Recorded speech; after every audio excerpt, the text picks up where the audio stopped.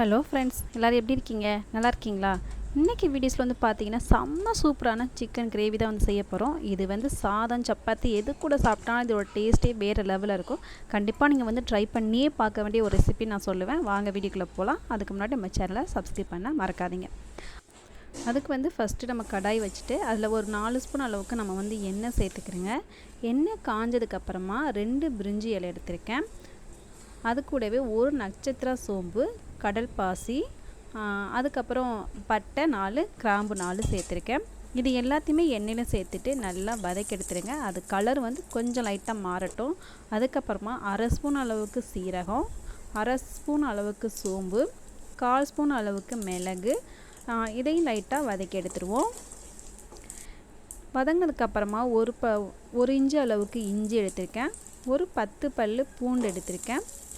அது போலவே ஒரு 10 பல் சின்ன வெங்காயம் சேர்த்துக்கிறேங்க. சின்ன வெங்காயம் எனக்கு பத்தலைங்கிறதுனால பெரிய வெங்காயம் ஒன்று நான் வந்து கட் பண்ணி சேர்த்துருக்கேன். இது எல்லாத்தையுமே சேர்த்து லைட்டாக வதக்கி எடுத்துருங்க. நல்லாவே வதங்கட்டும், கலர் கொஞ்சம் மாறட்டும். இப்போ அது கூடவே ஒரு கைப்பிடி அளவுக்கு கருவேப்பிலை சேர்த்துருக்கேன். கருவேப்பிலை சேர்க்கும் போது அதோட டேஸ்ட்டு இன்னும் நமக்கு நல்லா இருக்கும். அதுவும் வதங்கினதுக்கப்புறமா 2 தக்காளி கட் பண்ணி சேர்த்துருக்கேன். இதையும் நல்லா லைட்டாக வதக்கி எடுத்துருங்க. தக்காளி வந்து கொலைய இருக்கணும் அப்படிலாம் கிடையாது. ஓரளவுக்கு லைட்டாக வதங்கினா போதும், இந்த அளவுக்கு. அதுக்கப்புறமா ஒரு மூடி அளவுக்கு நான் வந்து தேங்காய் வந்து துருவி வச்சுருக்கேன். அதையும் நம்ம வந்து அது கூடவே சேர்த்துடலாம். சேர்த்துட்டு நல்லா வதக்கி எடுத்துருங்க. இதுக்கு வந்து தேவையான உப்பு சேர்த்துக்கிறேங்க. உப்பு சேர்த்துட்டு வதக்கும்போது சீக்கிரமாக நமக்கு வந்து வதங்கிடும். இப்போ வதக்குனது எல்லாத்தையுமே நல்லா ஆற வச்சு மிக்சியில் நம்ம வந்து அரைச்சி எடுத்துகிட்டு வந்துடலாம். இதை அரைச்சி எடுத்துகிட்டு வரதுக்குள்ளே நம்ம வந்து குழம்ப வந்து தாளித்து விட்டுறலாம்.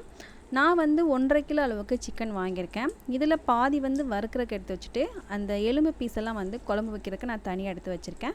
இதை நல்லா மஞ்சத்தூள்லாம் போட்டு அலசி வச்சாச்சு. இப்போ குழம்பு வைக்கிறதுக்கு ஒரு கடாய் வச்சுட்டு அதில் வந்து ஒரு 4 ஸ்பூன் அளவுக்கு எண்ணெய் சேர்த்துட்டு சோம்பு வந்து 1/2 ஸ்பூன் அளவுக்கு நான் சேர்ந்துருக்கேன். அது நல்லா பொரிஞ்சதுக்கப்புறமா ஒரு பச்சை மிளகா கீரி சேர்த்துக்கிறேங்க. அது கூடவே ஒரு கொத்து கருவேப்பிலை சேர்த்தாச்சு. அதுக்கப்புறமா ஒரு கை அளவுக்கு வெங்காயம் சேர்த்துருக்கேன். ஒரு பெரிய சைஸ் வெங்காயம் நான் வந்து சேர்த்துருக்கேன். அதை லைட்டாக நம்ம வந்து வதக்கி எடுத்துடலாம். வதங்கினதுக்கப்புறமா ஒரு தக்காளி நான் சேர்த்துருக்கேன். அரைக்கிறதுக்கு நான் ஏற்கனவே 2 தக்காளி சேர்த்துருக்கேன், அதனால் 1 சேர்த்துருக்கேன். இதையும் நம்ம வந்து நல்லா வதக்கிடுங்க. ஓரளவுக்கு நல்லா வதங்கினதுக்கப்புறமா நாம் வந்து சிக்கன் வந்து சேர்த்துக்கலாம். நம்ம எல்லா பொருளுமே வதக்கி அரைச்சதுனால முன்னாடியே சேர்க்கணும் அப்படிங்கிற கட்டாயம் எதுவுமே கிடையாது. இல்லை நம்ம வதக்காமல் அரைச்சிருந்தால் அதோட பச்சை ஸ்மெல் இருக்கும். அதனால் எண்ணெயில் போட்டு நம்ம வந்து வதக்கிக்கலாம்.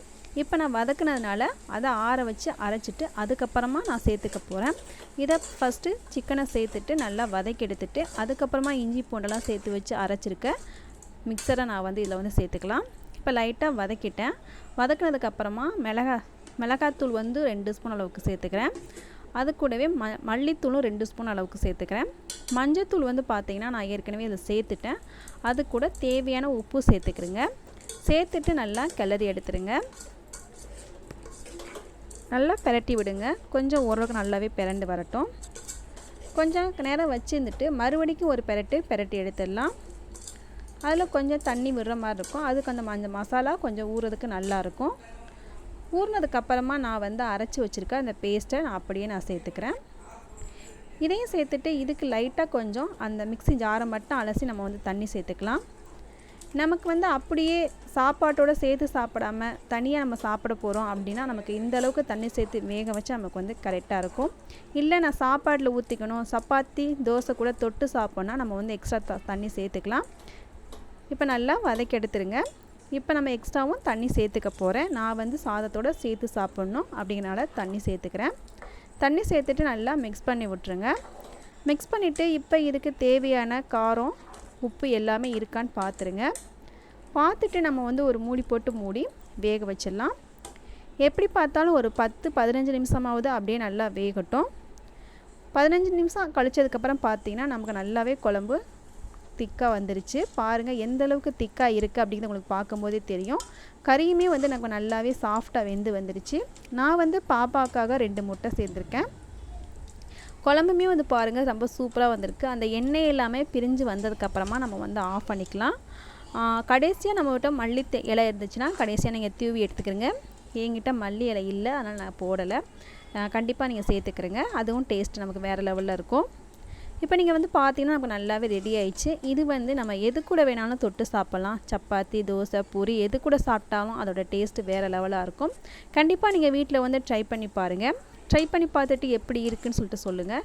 இந்த வீடியோஸ் வந்து உங்களுக்கு பிடிச்சிருந்துச்சின்னா நம்ம சேனலை சப்ஸ்கிரைப் பண்ணாதவங்க சப்ஸ்கிரைப் பண்ணுங்கள். கூடவே இந்த பெல் ஐக்கானே மறக்காமல் கிளிக் பண்ணுங்கள். அப்போ நம்ம போடுற வீடியோஸ்லாம் உங்களுக்கு வந்து சேரும். தேங்க்யூ ஃபார் வாட்சிங்.